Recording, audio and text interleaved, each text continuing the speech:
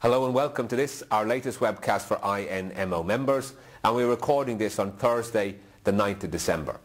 Firstly, can I just express our appreciation, our gratitude and our thanks to every member across the country who has gone to work to provide care to ill people, who has called into homes in the community and so on to ill people, despite the bad weather of the past 2 weeks.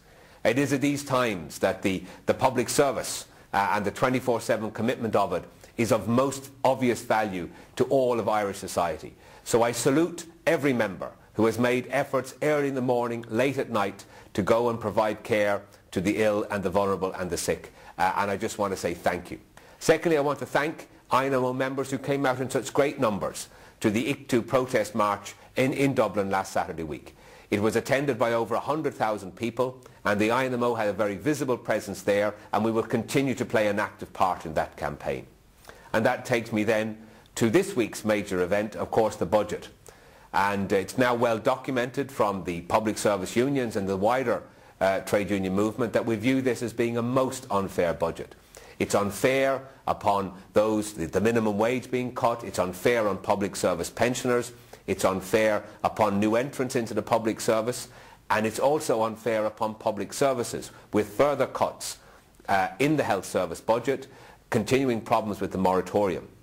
Now, we have provided details of the implications of the budget, and the 4-year recovery plan and so on are all on our website, and we'd ask all members to take a few moments to have a look down through it, see the implications for the health service, see the implications for themselves as families and with their partners and with their children and so on, and to understand the extent of the cuts that have been imposed by this government. We will continue to work with the public service unions and the entire Irish Congress of Trade Unions to oppose these measures. And you'll have seen a campaign against the cut in the minimum wage, because that essentially is pressure to lower all salaries in the Irish economy. And we cannot get out of this recession by continuing to depress incomes, depress spending power and so on. We have to oppose that.